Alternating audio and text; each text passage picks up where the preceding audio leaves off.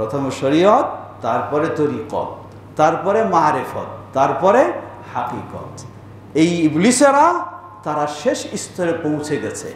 শেষ স্তরে হাকিকত মানে হক এর পর্যায়ে লেভেলে পৌঁছে যাওয়া। হক হলেন আল্লাহ সুবহানাহু ওয়া তাআলা। এই ইবলিসেরা নাকি সেই লেভেলে পৌঁছে গেছে, আল্লাহকে যেমন সালাত আদায় করতে হয় না, আল্লাহর কোনো বাধা নিষেধ নেই, এই ইবলিসদের নাকি এজন্য কোনো বাধা নিষেধ নাই। মন চাইলে গাঁজা টানবে, মন চাইলে অশ্লীলতায় হাবুডুবু খাবে, মন চাইলে যা মন তা করবে। লা হাওলা ওয়ালা কুওয়াতা ইল্লা বিল্লাহ। কিভাবে একজন মুসলিম এগুলিকে বুঝতে পারে, মানতে পারে, কিভাবে একজন মেনে নিতে পারে? আশ্চর্য বিষয়, কিভাবে হতে পারে এটি? এই ইবলিসের দল, তারা বিশ্বাস করে, তাদের চিন্তা হলো তাদের সেই ব্যক্তিরা নাকি নবী রাসূলদের চেয়ে বহু ঊর্ধ্বে চলে গেছে। আলহামদুলিল্লাহ, শুরুতে আবারও প্রশংসা জ্ঞাপন করছি সেই আল্লাহ সুবহানাহু ওয়া তাআলার, যার বিশেষ তৌফিকে আমরা তার দিনের পথে চলার সৌভাগ্য লাভ করেছি, যিনি আমাদেরকে তার দিনের পথে কবুল করেছেন, তার দিনের পথ আমাদের জন্য সহজ করে দিয়েছেন। সেই আল্লাহ সুবহানাহু ওয়া তাআলার প্রশংসা জ্ঞাপনার্থে বলি আলহামদুলিল্লাহ। অতঃপর অসংখ্য সালাত ও সালাম পেশ করছি প্রিয় রাসূল মুহাম্মদ সাল্লাল্লাহু আলাইহি ওয়াসাল্লাম, তার আসহাবি কেরাম, আহলি বাইত, শেষ দিবস পর্যন্ত তার প্রতিটি একনিষ্ঠ অনুসারীদের উপর। সমবেত মুসল্লিবৃন্দ, আল্লাহ সুবহানাহু ওয়া তাআলা আমাদেরকে বিভিন্নভাবে তার বাণীতে, কোরআনুল কারীমে সুসংবাদ দিয়েছেন, যার একটি অন্যতম বৃহৎ সুসংবাদ হলো, আল্লাহ বলেন, ইন্নাল্লাযীনা ক্বালু রাব্বুনাল্লাহ সুম্মা ইসতাকামু তাতানাজ্জালু আলাইহিমুল মালায়েকা আল্লা তাখাফু ওয়া লা তাহজানু ওয়া আবশিরু বিল জান্নাতিল্লাতী কুনতুম তুআদুন। ইন্নাল্লাযীনা ক্বালু রাব্বুনাল্লাহ, যারা এই স্বীকৃতি দেয়, এই ঘোষণা দেয়, রাব্বুনাল্লাহ, আমাদের রব হলেন একমাত্র আল্লাহ সুবহানাহু ওয়া তাআলা। তিনি আমাদের রব, তিনি আমাদের মাবুদ, তিনি আমাদের মালিক। সুম্মা ইসতাকামু, এই স্বীকৃতির উপরেই গোটা জীবনটা অতিবাহিত করে, মুমূর্ষ অবস্থায় পৌঁছে যায়। তাতানাজ্জালু আলাইহিমুল মালায়েকা আল্লা তাখাফু, ওই ব্যক্তিদের কাছে এই মুমূর্ষ অবস্থায় আল্লাহর বিশেষ ফেরেশতাগণ এসে সান্ত্বনা দেন, সাহস দেন। আল্লা তাখাফু, তোমরা কোনো ভয় করো না। ওয়ালা তাহজানু, তোমরা কোনো দুশ্চিন্তা করো না। ওয়া আবশিরু বিল জান্নাতিল্লাতী কুনতুম তুআদুন, এবং তোমরা সুসংবাদ নিয়ে নাও, যেই জান্নাতের প্রতিশ্রুতি তোমাদেরকে দেওয়া হয়েছে, মৃত্যু ঘটলেই সেই জান্নাত তোমাদের জন্য প্রস্তুত রয়েছে। সুবহানাল্লাহ, এর চেয়ে বড় কি আর সুসংবাদ হতে পারে? এর চেয়ে বড় আর কি সুসংবাদ থাকতে পারে? আল্লাহ, আমরা যেন সবাই এই সুসংবাদের অধিকারী হতে পারি, আমাদের জন্য কবুল করে নিন। ফেরেশতাগণ আরো বলবেন, নাহনু আউলিয়াউকুম ফিল হায়াতিদ দুনিয়া ওয়া ফিল আখিরাহ, আমরা তোমাদের দুনিয়ার জীবনে তোমাদের সাথে বন্ধু হিসাবে ছিলাম, তোমাদের পিছ ছাড়ব না। ওয়া ফিল আখিরাহ, তোমাদের সাথে আখিরাতেও আমরা থাকব। সুবহানাল্লাহ। আরো সুসংবাদ দেবেন, সেই জান্নাত যা আমরা চাই, যা আমাদের হৃদয়ে মন চাইবে, সব কিছু সেখানে প্রস্তুত রয়েছে। এভাবেই মুমূর্ষ অবস্থায় আপনাকে সুসংবাদ জানানো হবে। কখন? দুটো বিষয়। প্রথম, আপনাকে তাওহীদের স্বীকৃতি দিয়ে শিরক মুক্ত হতে হবে, সঠিক ইসলামের উপরে থাকতে হবে। দ্বিতীয়, এই মুমূর্ষ অবস্থায় পৌঁছা পর্যন্ত গোটা জীবনটাই এটার উপর অবিচল থাকতে হবে। এমন নয় আজকে খুব ভালো লাগলো, সালাত আদায় করলাম, কোরআন তেলাওয়াত করলাম, ভালো মানুষদের সাথে বসে কাটালাম, কালকে আবার মনটা অন্য হয়ে গেল, চললাম খারাপদের সাথে। তা নয়। সুম্মাস্তাকামু, মুমূর্ষ অবস্থায় পৌঁছা পর্যন্ত এই অবস্থায় থাকবে। আল্লাহ আমাদের জন্য এটি সহজ করে দিন। প্রশ্ন আসতে পারে, কিভাবে এটি আমাদের জন্য সহজ হবে?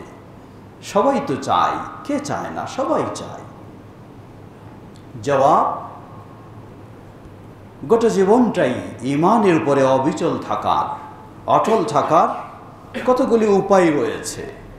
আমরা সেই উপায়গুলি যদি নিজের জীবনে বাস্তবায়ন করতে পারি, তাহলে ইনশাআল্লাহ আল্লাহ সুবহানাহু ওয়া তাআলা আমাদের জন্য সেটি সহজ করে দেবেন। সেই উপায়গুলির অন্যতম আল ইকবালু আলাল কোরআন। প্রথম বিষয় হলো আমাদেরকে হতে হবে কোরআনমুখী, হতে হবে কোরআনমুখী। কোরআনের সাথে আমাদের সম্পর্ককে বৃদ্ধি করতে হবে, কোরআনের সাথে আমাদের বন্ধুত্ব, আমাদের আন্তরিকতা গভীরভাবে গড়ে তুলতে হবে। আল্লাহ রাসূল সাল্লাল্লাহু আলাইহি ওয়াসাল্লাম বলেন, ইন্নাস সিয়ামা ওয়াল কুরআনা ইয়াশফিআনি লিল আবদি ইয়াউমাল কিয়ামা।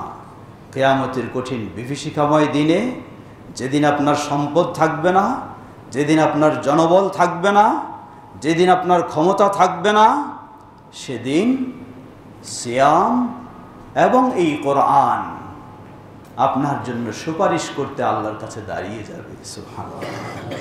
কোরআন বলবে, হে আল্লাহ, রাতের ঘুম বাদ দিয়ে আমাকে তেলাওয়াত করেছে, ব্যস্ততা বাদ দিয়ে সব কিছু ছেড়ে দিয়ে আমার সাথে সম্পর্ক গড়ে তুলেছে, সুতরাং তার বিষয়ে সুপারিশ করছি, তাকে মুক্তি দাও, তাকে জান্নাত দাও।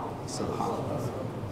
সুতরাং আল ইকবালু আলাল কোরআন, কোরআনের সাথে আপনার সম্পর্ক যত বেশি হবে, তত ঈমানের উপরে গোটা জীবনটা অবিচল থাকা আপনার জন্য সহজ হবে। কোরআনের সাথে সম্পর্ক মানে কি? গিলাফে ভরে খুব সুন্দর করে সম্মান দিয়ে তাকে তুলে রাখবো? না। কোরআন তো নাজিল হয়েছে আমাদের জন্য, কোরআন আমাদেরকে শিখতে হবে, কোরআন আমাদেরকে পড়তে হবে, কোরআন থেকে আমাদেরকে শিক্ষা নিতে হবে। আপনি প্রতিদিন কোরআন তেলাওয়াত করুন, বোঝার চেষ্টা করুন, দেখবেন যে এই কোরআনই আপনাকে উপদেশ দিচ্ছে, এটা করা যাবে না, এটা করতে হবে, এটা থেকে বিরত থাকতে হবে, এটা থেকে দূরে থাকতে হবে, এটা জান্নাতের পথ, এটা জাহান্নামের পথ, কোরআনই আপনাকে গাইড করছে। কিন্তু আফসোস, আমরা সব পড়তে জানি, অনেক কিছু জ্ঞান অর্জন করেছি, অনেক কিছু বুঝি, কিন্তু কোরআন বুঝতে চাই না, কোরআন পড়তেও চাই না, কোরআন শিখতেও চাই না। সত্যি হতভাগা হওয়া ছাড়া আর কিছুই উপায় নেই। আসুন, যদি আমরা ওই দুনিয়ার জীবনে জান্নাতের সুসংবাদ নিতে চাই, তাহলে কোরআনের সাথে আমাদেরকে সম্পর্ক গভীর করতে হবে, সম্পর্ক বৃদ্ধি করতে হবে। তবে মনে রাখবেন, শুধু কোরআন নয়, আল্লাহ রাসূল সাল্লাল্লাহু আলাইহি ওয়াসাল্লাম বলেন, উতিতু আল কিতাবা ওয়া মিসলাহু মাআ, আমাকে দেওয়া হয়েছে এই কিতাব আল কোরআন, ওয়া মিসলাহু মাআ, তার সাথে অনুরূপ আরেকটা দেওয়া হয়েছে, সেটি হলো নবী সাল্লাল্লাহু আলাইহি ওয়াসাল্লামের হাদিস। এক শ্রেণীর ষড়যন্ত্র চালাচ্ছে, আপনার ঈমানটাকে সুকৌশলে কেড়ে নিতে চায়। কিভাবে? আপনি কোরআন প্রিয় মানুষ, আপনাকে বলে শুধু কোরআনই মানতে হবে, কোরআন দিয়েই ইসলাম বুঝতে হবে, হাদিস মানা যাবে না। যদি এটি হয়, তাহলে আপনি ঈমানের উপরে নয়, ঈমান থেকে আপনি দূরে সরে যাবেন, ঈমান আপনার থেকে বের হয়ে যাবে। সুতরাং কোরআন এর মানেই বুঝতে হবে, কোরআনের সাথে নবী সাল্লাল্লাহু আলাইহি ওয়াসাল্লামের হাদিস সহ আমাকে নিয়মিত অধ্যয়ন করতে হবে, বুঝতে হবে, শিখতে হবে, চেষ্টা করতে হবে শিক্ষা নেওয়ার। তাহলে ইনশাআল্লাহ আমি ঈমানের উপরে অটল থাকতে পারি। আল্লাহ সুবহানাহু ওয়া তাআলা লক্ষ্য করুন কিভাবে বলেন। আল্লাহ তার প্রিয় নবীকে বলছেন, وقال الذين كفروا لولا نزل عليه القرآن جملة واحدة كذلك لنثبت به فؤادك ورتلناه ترتيلا সূরা আল ফুরকান 32 নম্বর আয়াতে বলছেন وقال الذين كفروا لولا نزل عليه القرآن নবী সাল্লাল্লাহু আলাইহি ওয়াসাল্লামের উপরে দীর্ঘ 23 বছর ধরে কোরআন একটু একটু করে নাজিল হচ্ছে। কাফেররা আপত্তি করল, কেন একবারই গোটা কোরআনটা নাজিল হলো না? আল্লাহ সুবহানাহু ওয়া তাআলা তার জবাব দিয়ে দিচ্ছেন, কাযালিকা লিনুসাব্বিতা বিহি ফুআদাক, আমি এই দীর্ঘ 23 বছর ধরে নাজিল এজন্যই করেছি, লিনুসাব্বিতা বিহি ফুআদাকা, যাতে হে নবী তোমার হৃদয়কে আমি প্রতিষ্ঠিত করতে পারি ঈমানের উপরে, দ্বীনের উপরে। এজন্যই ধীরে ধীরে আমি এই কোরআন নাজিল করেছি। সুতরাং দ্বীনের উপরে আমি যদি প্রতিষ্ঠিত থাকতে চাই তাহলে কোরআন চর্চার বিকল্প নেই, সেটি থাকতেই হবে। আল্লাহ আমাদের জন্য এটি সহজ করে দিন। দ্বিতীয়, ইলতিজামু শারঈল্লাহ ওয়াল আমাল সালেহ।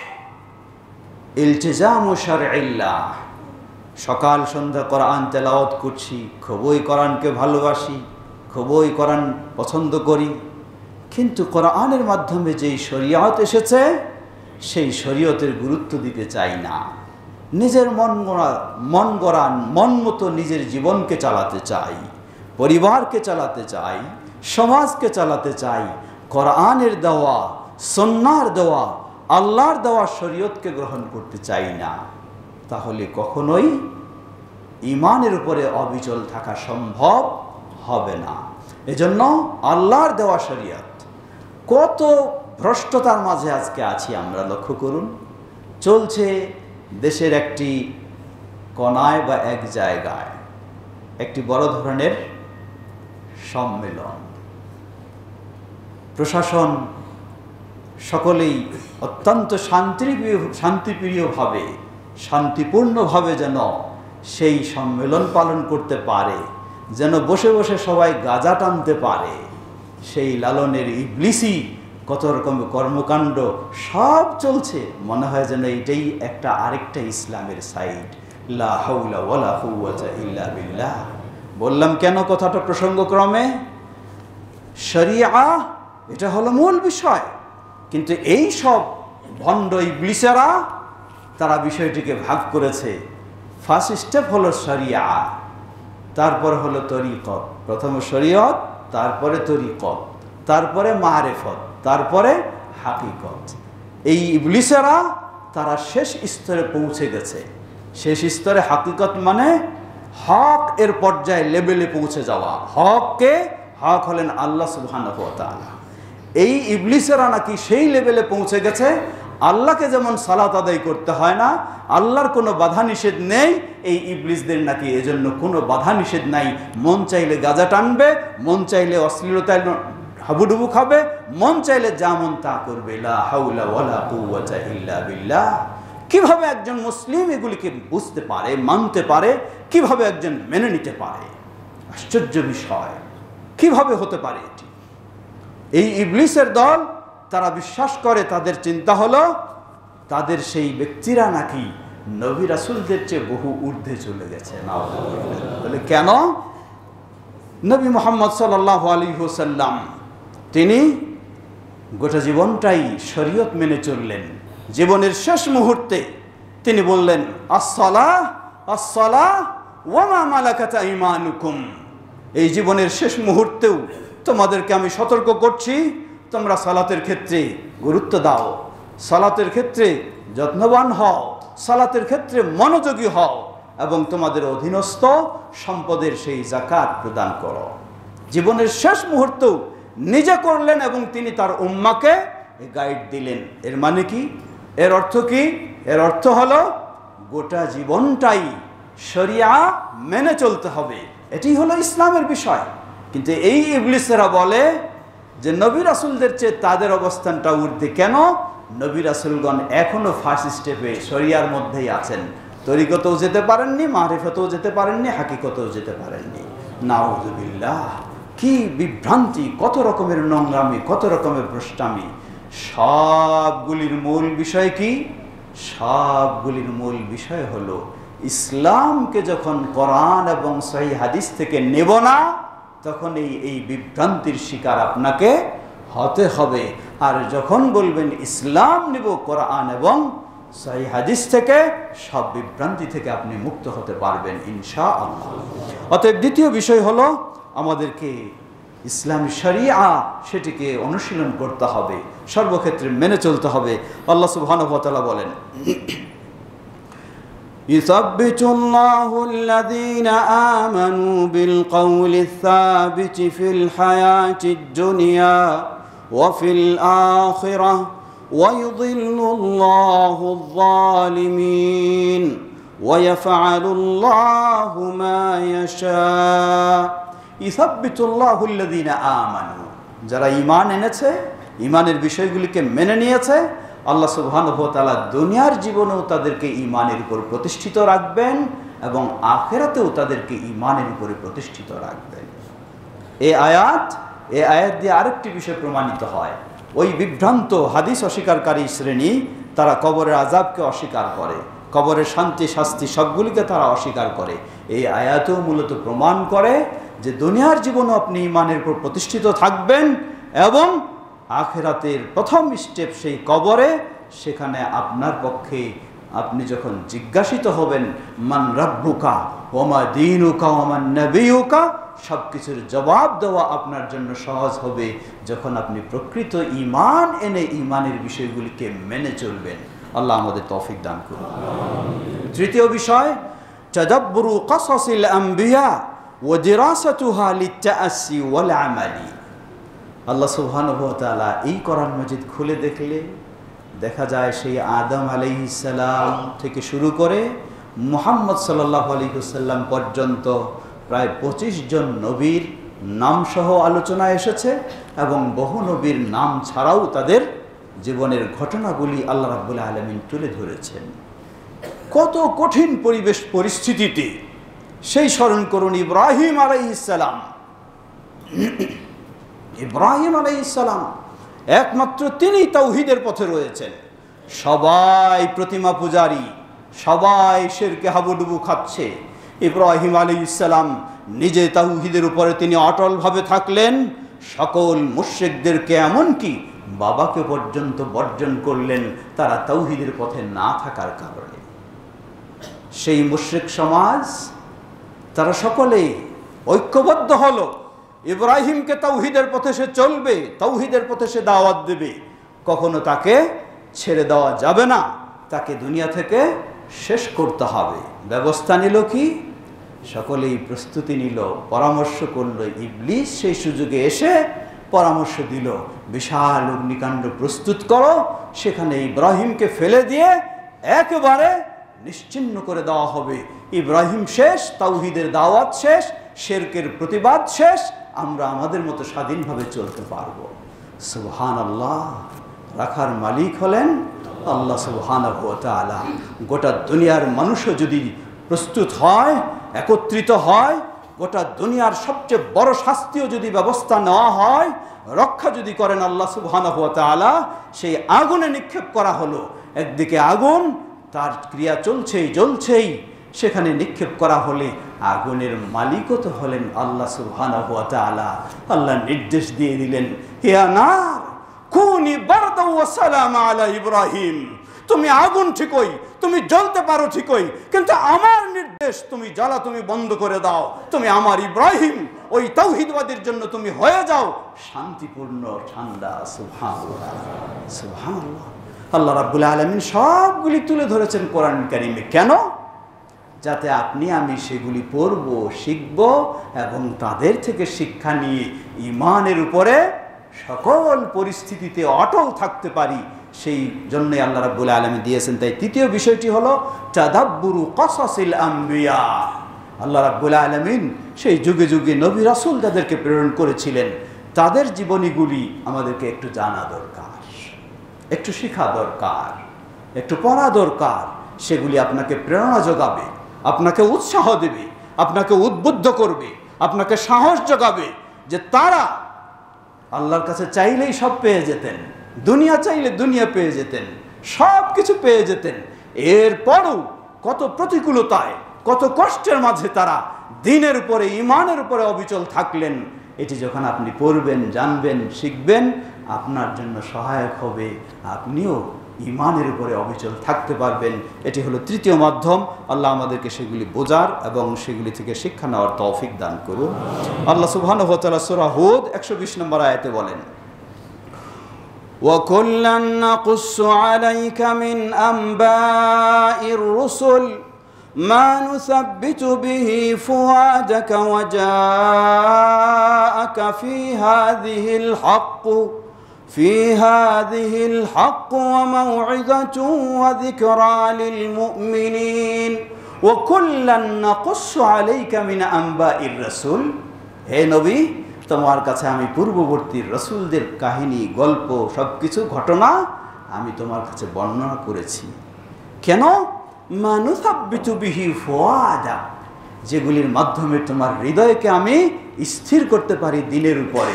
বিপদ আপদে তুমি যেন ঈমানের উপরে অবিচল থাকতে পারো, অটল থাকতে পারো, সেজন্য এগুলি তথ্য তোমাকে আমি উল্লেখ করেছি। ফি হাযিহিল হাক্কু ওয়া মাউইযাতুন ওয়া যিকরা লিল মুমিনিন। সুতরাং এগুলি আপনি যত জানবেন, তবে আপনাকে মনে রাখতে হবে সেগুলি অবশ্যই নির্ভরযোগ্য সূত্রে আপনাকে জানতে হবে। কারণ ইহুদিদের নোংরা কাজগুলির মধ্যে একটি অন্যতম নোংরা কাজ, সেটি হচ্ছে তারা নবী রাসূলদেরকে সবচেয়ে বেশি যারা হত্যা করেছে তারা হলো ইহুদিরা। নবী রাসূলদেরকে হত্যা পর্যন্ত। আজও নবী রাসূলদের বিষয়ে যত রকমের মিথ্যা চর্চা রয়েছে, বিভিন্ন অপবাদমূলক কথা, বিভিন্ন কল্পকাহিনী, সবগুলি হলো সেই ইহুদিদের থেকে তৈরি করা। অতএব আপনি নবী রাসূলদের জীবনী যখন জানবেন, নিজের জীবনটাকে সুন্দর করার জন্য আপনাকে অবশ্যই নির্ভরযোগ্য গ্রন্থ থেকেই জানার চেষ্টা করতে হবে। চতুর্থ বিষয়, আদ-দুআ। ঈমানের উপর অবিচল থাকার জন্য আমাকে সবসময় আল্লাহর সাহায্য চাইতে হবে। লক্ষ্য করুন, নবী সাল্লাল্লাহু আলাইহি ওয়াসাল্লাম আল্লাহর প্রিয় রাসূল, নবী, কত মর্যাদা, কত কিছু আল্লাহ তাকে দিয়েছেন, কিন্তু এরপরেও তিনি ভোলেননি। তিনি বারবার আল্লাহর কাছে কাঁদছেন, বলছেন, ইয়া মুকাল্লিবাল কুলুব সাব্বিত কলবি আলা দীনিক। হে হৃদয়ের পরিবর্তনকারী, আমার হৃদয়টাকে তোমার দ্বীনের উপরে প্রতিষ্ঠিত রাখো। সুবহানাল্লাহ, এই দোয়া। কারণ নবী সাল্লাল্লাহু আলাইহি ওয়াসাল্লাম বলছেন, কুলুবুন নাসি আও কুলুবু বানি আদম বাইনা উসবুআই ইউকাল্লিবুহা কাইফা ইয়াশা। মানুষের হৃদয়গুলি আল্লাহর দুই আঙ্গুলের মাঝে রয়েছে, যেভাবে ইচ্ছা করেন আল্লাহ সেগুলিকে ওলট পালট করে দেন। সুতরাং দ্বীনের উপরে অবিচল রাখার মালিক তো হলেন একমাত্র আল্লাহ সুবহানাহু ওয়া তাআলা। তাই আল্লাহর কাছে বেশি বেশি দোয়া স্বয়ং নবী সাল্লাল্লাহু আলাইহি ওয়াসাল্লাম নিজেই করেছেন। ইয়া মুসাররিফাল কুলুব সাররিফ কলবি আলা তাআতিক। হে হৃদয়ের পরিবর্তনকারী, আমার হৃদয়টাকে আপনার আনুগত্যের উপর প্রতিষ্ঠিত রাখুন। বেশি বেশি দোয়া। দোয়ার জন্য মনে রাখতে হবে, আল্লাহর কাছে দোয়া কবুল হতে পারে, অবশ্যই হবে, কিন্তু সেগুলির কিছু শর্ত রয়েছে। প্রসিদ্ধ সাহাবী সাআদ ইবনে আবি ওয়াক্কাস রাদিয়াল্লাহু তাআলা আনহু নবী সাল্লাল্লাহু আলাইহি ওয়াসাল্লামের কাছে আবেদন করলেন, হে আল্লাহর রাসূল সাল্লাল্লাহু আলাইহি ওয়াসাল্লাম, আমার জন্য আল্লাহর কাছে দোয়া করুন, আমি যেন এমন ব্যক্তিদের মধ্যে হতে পারি যাদের দোয়া আল্লাহ ফিরিয়ে দেন না, কবুল করেন। নবী সাল্লাল্লাহু আলাইহি ওয়াসাল্লাম ছোট্ট একটি কথা তাকে বললেন, বেশি বলেন নাই, লম্বা অনেকগুলি শর্ত তা না, খালি ছোট্ট একটি কথা বললেন, আতিব তাআমাক। এই সাআদ, তুমি যা খাও, যা রোজগার করো, সব কিছু যেন তোমার পবিত্র হয়, হালাল হয়। তাহলে তুমি ওই ব্যক্তিদের মাঝে হতে পারবে যাদের দোয়া আল্লাহ কবুল করেন। দোয়া কবুলের তো অনেকগুলি মাধ্যম রয়েছে। দুই হাত তুললে আল্লাহ খালি হাতে ফিরিয়ে দেন না, সেটিও দোয়া কবুলের হাদিস সহিহ। এবং জীর্ণ শীর্ণ কাকুতি মিনতি অবস্থায় আল্লাহর কাছে চাইলে আল্লাহ সেটা গুরুত্ব দেন, এবং সফর অবস্থায় দোয়া করলেও আল্লাহ রাব্বুল আলামিন সেটা গুরুত্ব দেন। কিন্তু সহিহ মুসলিমের হাদিস, আল্লাহ রাসূল সাল্লাল্লাহু আলাইহি ওয়াসাল্লাম বললেন, এমন একজন ব্যক্তি হাত দুটি আকাশের দিকে তুলে ধরেছে, আল্লাহর দিকে, এবং তার গায়ে শরীরের অবস্থা যেন এত জীর্ণ ছিন্ন কাকুতি মিনতি ভাব এবং কঠিন সেই সফরের মধ্যে রয়েছে, মানে দোয়া কবুলের সব আলামতগুলি তার মাঝে রয়েছে। রাসূলুল্লাহ আর সে দোয়া করছে, ইয়া রাব্বি ইয়া রাব্বি। আল্লাহ রাসূল সাল্লাল্লাহু আলাইহি ওয়াসাল্লাম বললেন, ফাআন্না ইউস্তাজাবু লাহু মাকালুহু হারামুন ওয়া মালবাসুহু হারামুন ওয়া গুযিয়া বিল হারাম। কিভাবে তার দোয়া কবুল হতে পারে? সে যা খায় সেটাও হারাম, যা পান করে সেটাও হারাম, যা পরিধান করেছে সেটাও হারাম, তার বডিটাও তৈরি হয়েছে হারাম দিয়ে। সুতরাং আপনি বাইতুল্লাহ গিয়ে বসেও যদি দোয়া করেন, সেই দোয়া কবুলের আশা করা যায় না। আগে ভিতরটাকে ঠিক করতে হবে। দোয়া কবুলের আরো বহু দিক রয়েছে, সেদিকে যাচ্ছি না। তবে মূল বিষয় হলো বেশি বেশি আল্লাহর কাছে দোয়া করা। তাই বলে এমন বলা যাবে না আমার মাঝে তো বহু ত্রুটি রয়েছে, আমার বহু অযোগ্যতা রয়েছে, আর আল্লাহর কাছে দোয়া করে তো লাভ নাই, অতএব দোয়াই করব না। এটি কখনো হতে পারে না। আল্লাহ বলছেন, উদউনি আস্তাজিব লাকুম, আমার কাছে দোয়া করো, আমাকে ডাকো, আমি তোমাদেরকে ডাকে সাড়া দেব। আপনি যে হালাল পথে আসবেন, আপনি যে হালাল রুজিতে যাবেন, এটাও তো আল্লাহর কাছে সাহায্য আপনাকে চাইতে হবে। সুতরাং আল্লাহ সাহায্য চাওয়া ছাড়া কোনো উপায় নেই। আল্লাহ আমাদের সহজ করুন। পঞ্চম বিষয়, যিকরুল্লাহ, আল্লাহকে বেশি বেশি স্মরণ করা। আল্লাহকে বেশি বেশি স্মরণ করা মানে, এখন তো ঘরের মধ্যেই দুনিয়াটা দেখা যায়।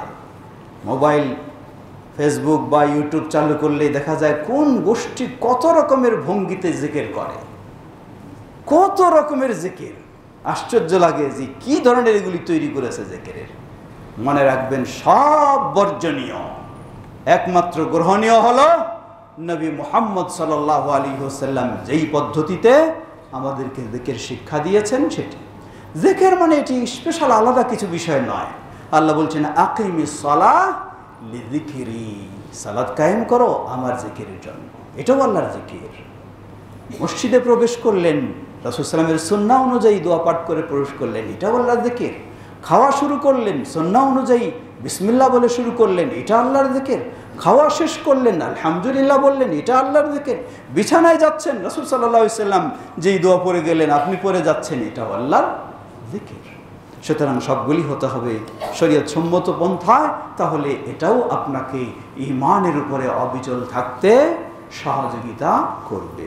ষষ্ঠ, আল হিরসু আলা আন ইয়াসলুকাল মুসলিমু তারিকান সহিহা। একটু আগেই বলেছিলাম, সেই তথাকথিত তরিকাপন্থী আর সেই লালনপন্থী, এই সব কিছুকে সামনে রেখে আপনি ইসলাম মেনে জান্নাত চাইবেন, লা হাওলা ওয়ালা কুওয়াতা ইল্লা বিল্লাহ। 24 ঘন্টাও যদি মসজিদের কোণায় বসে থাকেন, তবু কখনো জান্নাতের আশা করা যাবে না। এই জন্য ষষ্ঠ বিষয় হলো, আপনি কোন ইসলাম মেনে চলছেন, এখানে আপনাকে চেষ্টা করতে হবে, সচেষ্ট হতে হবে, আপনার ইসলাম যেন নির্ভেজাল হয়, আপনার ইসলাম যেন বিশুদ্ধ হয়, আপনার ইবাদতগুলি যেন দলিল সম্মত হয়, তাহলে এটি ফলদায়ক হবে। না হলে আপনি বাপদাদার ইসলাম মেনে গোটা জীবন শেষ করে দেন, দেখবেন হয়তো গোটা জীবনটাই বেদাতের মধ্যে হাবুডুবু খেয়েছেন। মারা গেলেই প্রস্তুত রয়েছে জান্নাত নয় জাহান্নাম। লা হাওলা ওয়ালা কুওয়াতা ইল্লা বিল্লাহ। এজন্য ষষ্ঠ বিষয় হলো, আমাকে নিশ্চিত হতে হবে সব সময়, মানুষ করছে তাই করব না, মানুষ কেউ বলেছে তাই করব না, কেউ দেখিয়েছে তাই করব না, বাপদাদা করেছেন তাই করব না, করব যদি আল্লাহ বলেন এবং আল্লাহর রাসূল সাল্লাল্লাহু আলাইহি ওয়াসাল্লাম বলেন, তাহলে করব।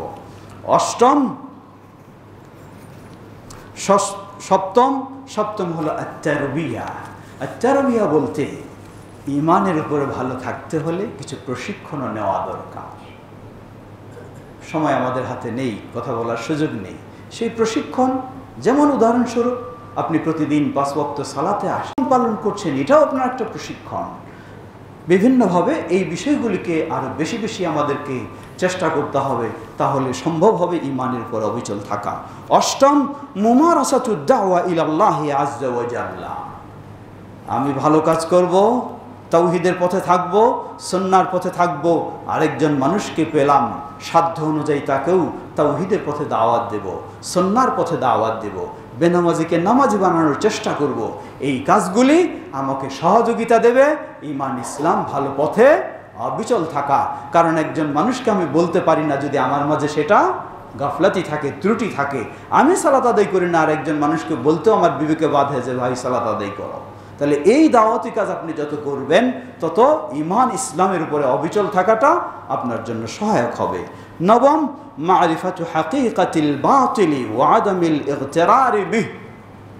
বাতিল জিনিস যেটা, এটা আপনাকে জানতে হবে। উদাহরণস্বরূপ, এই যারা হাদিস অস্বীকারী, কি তাদের রহস্য, কি উদ্দেশ্য, কেন তারা, আপনাকে জানার চেষ্টা করতে হবে। তবে এখানে কতগুলি শর্ত রয়েছে। আপনাকে আগে নিজেকে শক্তিশালী করতে হবে, তারপর আপনি অন্যটা জানতে চাইবেন। আপনি ইসলাম সম্পর্কে খুব গভীর কিছুই জানেন না, আপনি খ্রিস্টানদের দিন সম্পর্কে জেনে আপনি যুদ্ধ করতে চাচ্ছেন, তাদের সাথে তর্ক করতে চাচ্ছেন না, আপনি খ্রিস্টান হয়ে যেতে পারেন যদি আগে ইসলাম আপনি মজবুতভাবে না বুঝেন, না জানেন।